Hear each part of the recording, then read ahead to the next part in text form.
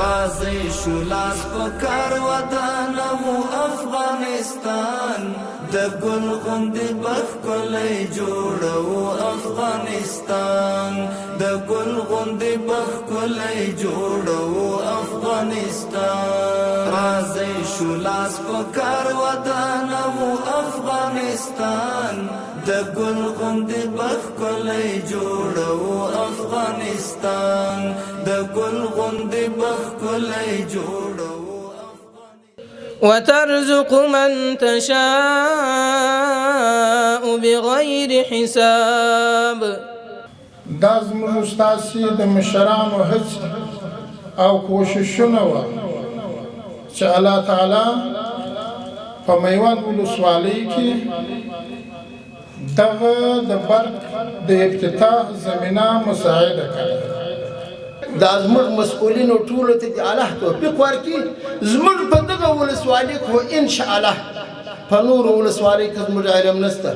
دونې د امن فضا ده، دونې په آرام باندې دا خلک ژوند سره کوي، زندگی سره کوي چې هېڅوک د بل څخه په تکلیف نه دی. نن الحمدلله د اسلامي امارت د خوا څخه د انرژي یعنې د برق څخه مستفید کیږي او 3000 کور ته به دا برق رسیږي. کوم وخت چې د خلکو احتیاجات زیات سي در دې به نور هم زیاتیږي، نور هم زمینه مساعده ده په دې سټیشن کې. په 2 کاله کې چې امارت کم پرمختګ کړی دی، په 10 کاله کې به بیا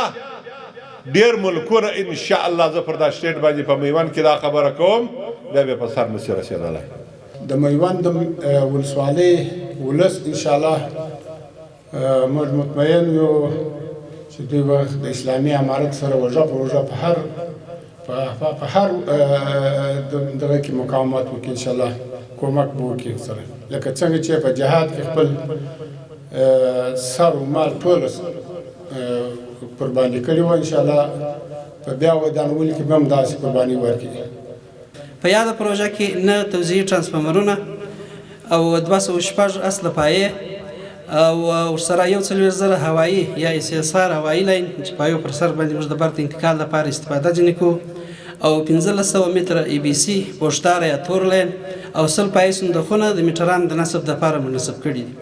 چې د یادې پروژې مجموعي مصارف د 25 میلیونه افغانۍ او چې د افغانستان برېښنا شرکت د خپلې بودیجې څخه تمویل شوي دي.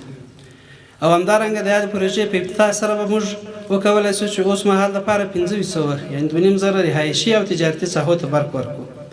او په راتلونکي کې هم په تدریجي ډول کولی شو چې دغه نور پراخ کړو او تر 4,000 کورونو پورې ورسوو. برېښنا د ملک دغه اقتصادي منابعو لپاره د اقتصادي ټکنالوژۍ لپاره یو مهمه برخه ده. راځي شو لاس په کار ودان مو افغانستان د ګل غوندې بښکلی جوړو افغانستان د ګل غوندې بښکلی جوړو افغانستان راځي شو لاس په کار ودان مو افغانستان د ګل غوندې بښکلی جوړو افغانستان د ګل غوندې بښکلی جوړو